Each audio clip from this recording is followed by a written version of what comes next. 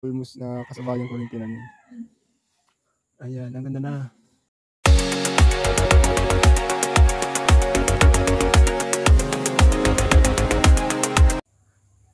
Ayan, at mag-update ulit tayo sa ating lettuce.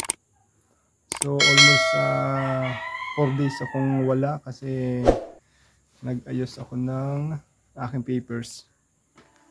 So ayan, update ko po ulit kayo sa aking lettuce. Ito, puntahan natin.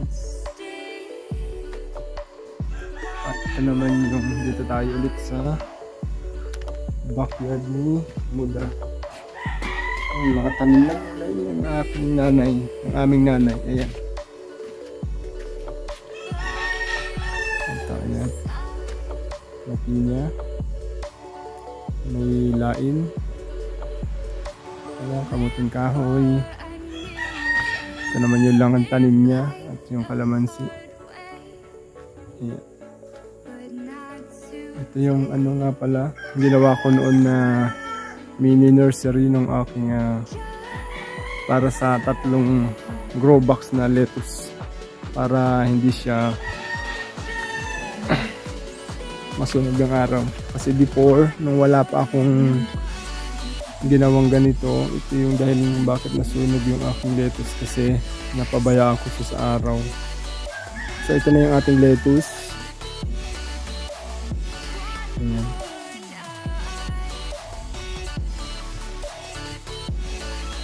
Ayan.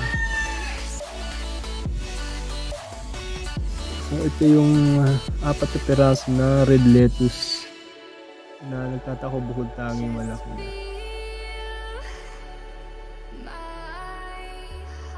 Ito naman nasa 2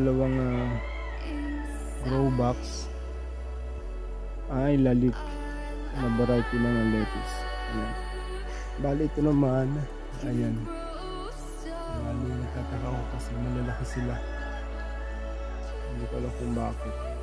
Nakuntang mas malaki sila kaysa sa dito sila lit na almost na kasabayan ko rin tinanim.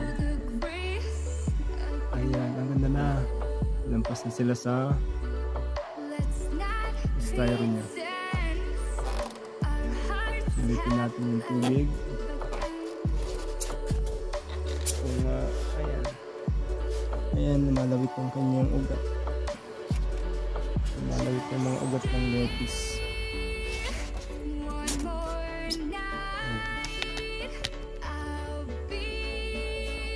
Check natin yung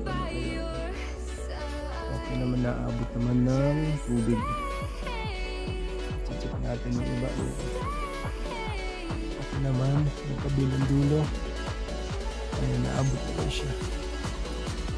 Ayan, naabot naman. Ayan.